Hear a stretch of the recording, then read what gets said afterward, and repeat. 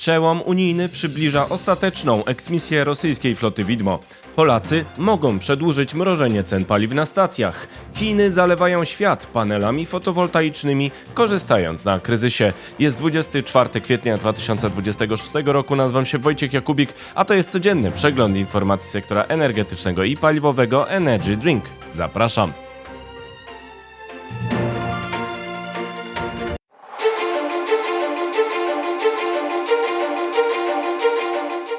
Partnerem kanału Energy Drink jest Orlen. Zaczynamy jak zawsze od informacji dnia. Nowe sankcje unijne. Eksmisja floty widmo Rosji na horyzoncie. Kraje Unii Europejskiej zatwierdziły 20. pakiet sankcji wobec Rosji za inwazję na Ukrainie, przełamując impas. Celem jest wzmocnienie ciosu we flotę widmo, który umożliwi zatrzymywanie wszystkich takich jednostek. To koniec impasu. Komisja Europejska właśnie otworzyła drogę do 90-miliardowej pożyczki dla Ukrainy i 20. pakietu sankcji, podała wysoka przedstawiciel do spraw polityki zagranicznej i bezpieczeństwa Kaja Kallas. Impas trwał od stycznia przez spór Węgier i Ukrainy, o którym więcej zaraz. Rosyjska gospodarka wojenna znajduje się pod coraz większą presją, podczas gdy Ukraina otrzymuje znaczące wsparcie. Zapewnimy Ukrainie to, czego potrzebuje, aby mogła utrzymać swoje pozycje, dopóki Putin nie zrozumie, że jego wojna prowadzi donikąd, oceniła Kallas. Porozumienie państw członkowskich o nowych sankcjach towarzyszy decyzji o przekazaniu wsparcia Ukrainie o wartości 90 miliardów euro. To środki finansowe na zbrojenia, które mają zostać spłacone kosztem aktywów rosyjskich zamrożonych w Europie. Układ jest możliwy po zmianie podejścia Węgier, które uzyskały wznowienie pracy ropociągu Przyjaźń na Ukrainie. Mogą znów odbierać ropę z Rosji dzięki naprawom po zniszczeniach rosyjskich dofinansowanych przez Komisję Europejską. Ropa dotarła do ostatnich klientów Rosji na Słowacji i Węgrzech 23 kwietnia, kończąc blokadę trwającą od stycznia 2026 roku. Komisja szykuje przepisy z pakietu REPowerEU o zakończeniu importu ropy z Rosji wzorem przyjętych na rynku gazu. 20. pakiet sankcji unijnych zawiera szereg rozwiązań. Sankcje obejmują m.in. 36 notowań sektora energetycznego, w tym podmioty poszukiwania, wydobycia, rafinacji i transportu ropy naftowej. Na liście znalazło się 46 nowych statków floty widmo Rosji, zwiększając liczbę jednostek objętych sankcjami do 632 statków. Są one objęte zakazem dostępu do portów i przyjmowania usług morskich. Całkowity zakaz usług morskich ma wejść w życie po konsultacjach z G7 oraz krajami sojuszu na rzecz ceny maksymalnej w celu lepszej koordynacji działań. Rada Unii Europejskiej zdecyduje o odpowiednim okresie przejściowym. Wchodzi także zakaz świadczenia usług konserwacji gazowców LNG i lodołamaczy z Rosji oraz korzystania przez Rosjan z terminali LNG w Europie. To podstawa do wypowiadania kontraktów z operatorami rosyjskimi. Kolejne porty rosyjskie zostały dodane na listę sankcji, to Murmańsk i Tuapse. Po raz pierwszy został tam dodany także port kraju trzeciego, czyli Karimun Oil Terminal w Indonezji, za pomoc przy omijaniu sankcji. Sankcje finansowe zostały rozciągnięte na kolejne banki rosyjskie oraz podmioty finansowe w krajach trzecich, a także na usługi kryptograficzne i giełdę rosyjską. Jest także zapis o sankcjach wobec kryptowalut rosyjskich i usług płatniczych. Nowe narzędzie pozwalające unikać dostaw towarów z Unii do Rosji za pośrednictwem krajów trzecich ma zaś zablokować omijanie sankcji w ten sposób, przede wszystkim dostawy obrabiarek unijnych do Kirgistanu, które potem służą Rosjanom do produkcji dronów atakujących Ukrainę. Przełom w Unii Europejskiej otwiera drogę do pełnego zakazu usług morskich dla rosyjskiej floty widmo. Będzie to podstawa formalna do zatrzymywania wszystkich tankowców objętych sankcjami, a nie jak dotąd tylko tych, które pływały pod fałszywą banderą. Czas na pozostałe wieści na początek z Polski.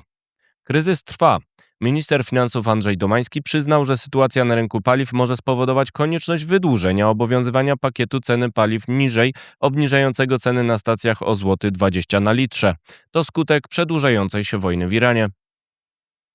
Paliwociąg NATO naprzód. Zakład Inwestycji Organizacji Traktatu Północnoatlantyckiego podpisał z firmą Industria Project umowę na opracowanie dokumentacji przedprojektowej dotyczącej rozbudowy baz paliw w 3 miejscowościach w związku z planem połączenia Polski z systemem rurociągów NATO. PERN zapewnia wsparcie merytoryczne i dzieli się wiedzą o eksploatacji infrastruktury. Atom poza rynkiem? Elektrownie jądrowe we Francji nie były fundowane z rynku energii i nie przeniosły się na rachunek Francuzów, a działają do dzisiaj i decydują o tym, że system jest tam bezpieczny, powiedział prezes polskich sieci elektroenergetycznych Grzegorz Nichimowski na EKG 2026. Minister finansów Andrzej Domański podkreślał na kongresie, że druga elektrownia jądrowa w Polsce nie będzie finansowana z budżetu. Sposób to wejście dostawców technologii do własności oraz kontrakty przezwyciężające merit order. Radykalna zmiana. 2025 rok przeszedł do historii jako czas najbardziej radykalnego odejścia od surowców rosyjskich.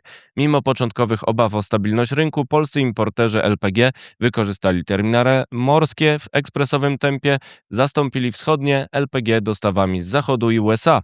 Czytamy w raporcie o rynku LPG w 2025 roku, a więcej na stronie energydrink.today. Teraz wieści z Europy. Drogie zapasy. Stowarzyszenie Regulatorów Europejskich ACER oblicza, że uzupełnienie zapasów gazu w Europie przed następną zimą może kosztować dodatkowo 15 miliardów euro, jeżeli ceny na giełdzie TTF wzrosną do 50 euro za megawattogodzinę przez przedłużający się konflikt z Iranem. Obecna cena to 45 euro. Gaz przy OZE. Z analizy Joint Research Center przy Komisji Europejskiej wynika, że hurtowe ceny energii w Unii w 2022 roku były kształtowane w 55% przez elektrownie gazowe, choć odpowiadały za 19% wytwarzania. Z badania wynika, że rozwój OZE będzie zatem promował gaz. Reforma ETS. Włochy wzywają Komisję Europejską do porzucenia rewizji ETS dotyczącej zmniejszenia liczby darmowych uprawnień do emisji CO2. Zdaniem Rzymu ta zmiana podniesie koszty energii w kryzysie paliwowym. Własne zielone. Nowy program unijny Accelerate EU zakłada zwiększenie odporności energetycznej Unii Europejskiej poprzez transformację energetyczną. Jeden z filarów zakłada rozwój własnych źródeł odnawialnych w celu zmniejszenia zależności od węglowodorów. Cel elektryfikacji – usuwanie barier w przemyśle, transporcie i budownictwie. Jeszcze wieści ze świata. Kuszenie Nord Stream. Rzecznik Kremla przypomniał, że jedna z dwóch nitek gazociągu Nord Stream do Niemiec pozostała nietknięta po sabotażu z września 2022 roku. Sugeruje zniesienie sankcji w celu wznowienia jego pracy. Jak mamy mieć jakieś perspektywy, skoro został zablokowany? Pytał retorycznie. Rekord chiński. Chiny wyeksportowały w marcu 68 gigawatów paneli fotowoltaicznych. To odpowiednik całej mocy zainstalowanej w Hiszpanii. Eksport paneli wzrósł w marcu o 91%, a ogniw i wafli do nich o 108%. To efekt kryzysu paliwowego. Jednak zależność od Chin też rodzi problemy.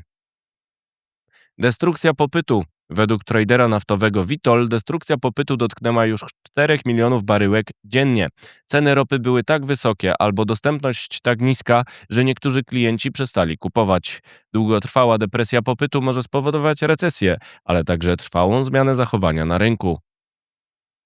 Minowanie cieśniny. Roje motorówek Iranu prowadzą akcję minowania cieśniny Ormus oraz zatrzymywania tankowców. To dalsza eskalacja pomimo wydłużenia zawieszenia broni przez USA oraz wysiłków ich floty na rzecz rozminowania szlaku. Ropa Brent kosztuje powyżej $106 i dalej drożeje. To wszystko w materiałach przygotowanych dzisiaj, następne już w poniedziałek, bo jeszcze w weekend Energy Week, czyli komentarz tygodnia o bezpieczeństwie energetycznym, na który serdecznie zapraszam. Dziękuję Państwu bardzo, do zobaczenia, do usłyszenia.